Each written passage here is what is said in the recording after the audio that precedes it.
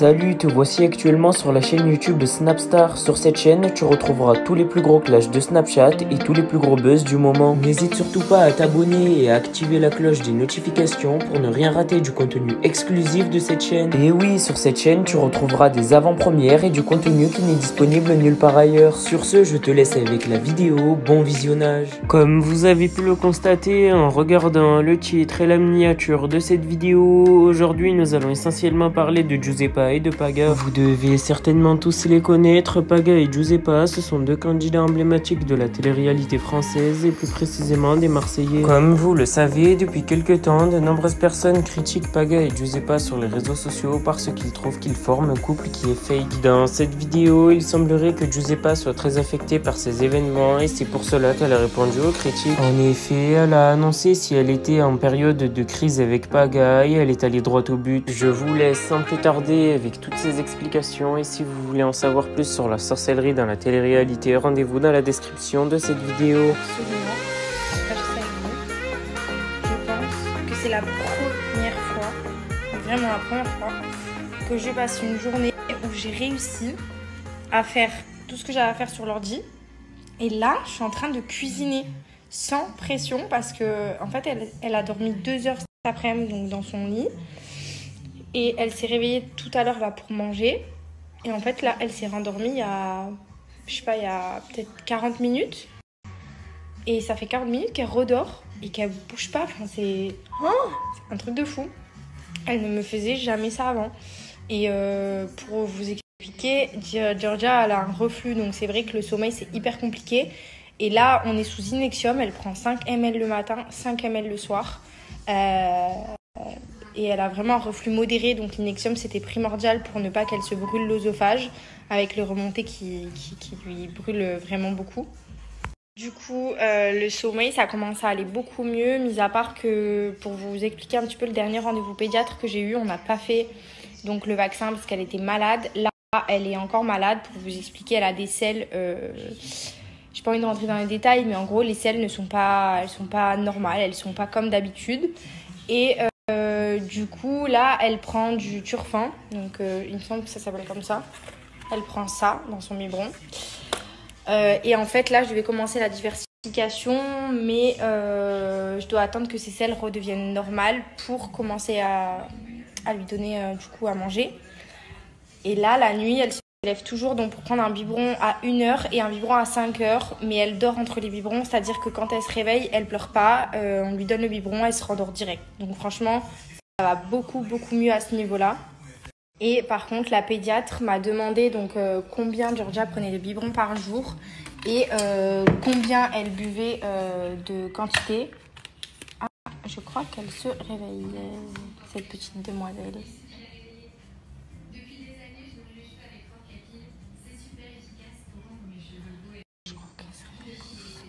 Ça y est. Ça y est, vous voyez, je me suis porté l'œil toute seule. Bonjour mon bébé. Bonjour mon bébé. T'en as pas marre de te griffer le visage tout partout alors que ton visage il est tout beau. Hein? Hein, petite coucounette? T'en as pas marre? Tu veux venir? Allez. T'as fait des gros dodo dans ton lit aujourd'hui. Et si on enlevait ce petit pull là? Il fait un peu chaud ça. Non? Il fait un peu chaud là. Oh là là là là. Maman elle m'embête dès que je me réveille. C'est chiant. Elle est chiante maman. Oh là là. Allez on enlève le pull.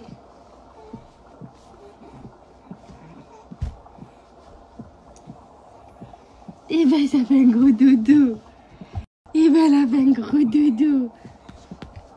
1, 2, 3. Dis bonjour. Dis bonjour. J'ai la tête sur le papy, ça. Oui, mon cœur. Oui. Oui. Elle est jolie, toi. Elle est jolie, ma fille. Elle est jolie, ma fille. Elle est jolie, ma fille. Des commentaires sous ma photo, la dernière que j'ai postée, qui disait que... c'était pas une photo qui me ressemblait parce que du coup elle était trop sexy ou que limite je faisais vulgaire. Franchement, je voulais juste dire que je trouvais qu'on n'avait pas du tout la même notion de la vulgarité, parce que je trouve pas du tout cette photo vulgaire. Il y a aussi des femmes qui ont relevé le fait qu'on voyait un peu trop ma poitrine.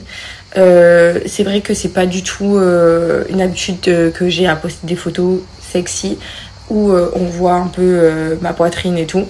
Mais depuis que j'ai accouché, je suis devenue maman et c'est vrai que plus le temps passe et plus j'ai envie d'être un petit peu plus féminine, j'ai envie de prendre plus soin de moi. Et que cette photo, en fait, je me trouvais tout simplement jolie, sexy dessus et que ça change justement. Et je pense qu'une fois de temps en temps, même si c'est pas quelque chose que je reflète au quotidien, parce que c'est ce qui est ressorti sur la photo, je disais que même si c'était pas une photo qui me reflète au quotidien, je pense que de temps en temps, c'est bien aussi de pouvoir être autre chose que ce qu'on est tous les jours. C'est-à-dire que tous les jours, je suis quelqu'un du coup qui me maquille pas, je me coiffe pas beaucoup. C'est vrai que prendre soin de moi, c'est un peu une corvée. Et que je suis très bien dans ma peau comme ça et dans mon quotidien, voilà. Mais depuis que je suis devenue maman, j'aime bien prendre un peu plus soin de moi. J'aime bien mettre des tenues un petit peu plus extravagantes, c'est vrai, tout en restant classe et pas vulgaire. Mais je trouve que ces commentaires sont un peu déplacés. Voilà, je pense qu'on peut penser quelque chose, mais qu'on n'est pas obligé de l'écrire. En fait, c'est ça qui m'énerve parce que moi-même en postant la photo, et je vais même pas vous le cacher, quand j'ai envoyé la photo à Paga, il m'a dit bébé, je trouve que c'est trop sexy et que ça ne te ressemble pas. Je lui ai dit bébé, moi j'aime bien. Paga m'a dit que il trouvait ça trop sexy et que ça ne me ressemblait pas, mais qu'il aimait la photo. Il m'a dit la photo elle est belle, y a pas de problème. Il me dit mais ça ne te reflète pas, c'est pas toi.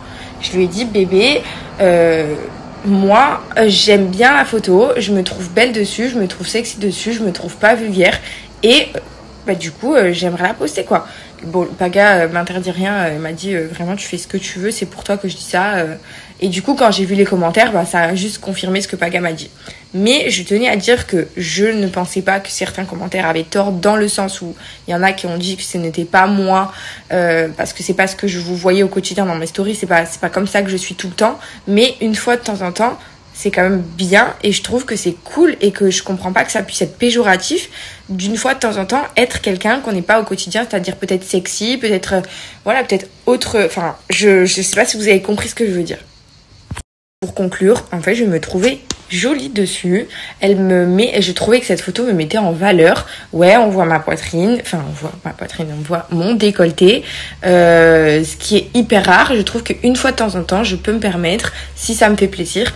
Voilà. Et pour ceux qui sont pas contents, du coup, vraiment, je vous invite à, du coup, ne pas me suivre parce que je suis dans une optique depuis que j'ai accouché, depuis que je suis devenue maman, d'être un peu plus femme, de prendre plus soin de moi, tout en restant moi-même, mais une fois de temps en temps, me permettre d'être un peu sexy, ça fait pas de mal. Cette nuit, c'était cool, hein. On a bien dormi cette nuit. On s'est réveillé à 3h40 et à 7h. Et on s'est endormi à 21h. Et on s'est réveillé aussi à 23h. Ça fait beaucoup de réveils. Mais moi, j'ai pas pleuré. Elle est trop belle, mon bébé. Qu'est-ce qu'elle grandit de jour en jour. Je me répète tout le temps. Mais alors vraiment, c'est un truc de ouf, quoi. Quand on dit ça passe vite, profite, ça passe vite. On dit oui, oui, oui. Mais en fait, c'est pas des blagues. Profitez. Ça passe tellement vite. On les voit même pas. Alors que je suis tous les jours avec elle. Regardez-moi ce gros bébé là. Je la tiens comme ça parce que c'est sa position préférée. Elle adore être positionnée. Miss Georgia, maintenant, elle ne veut plus être portée comme un bébé. Elle veut pouvoir observer tout ce qu'il y a autour d'elle parce qu'elle est très curieuse. Et quand on la positionne, genre position bébé en portage normal, elle pleure. Elle n'est pas contente. Voilà, au moins elle peut visionner tout ce qu'elle veut. Voilà, du panoramique, ma belle.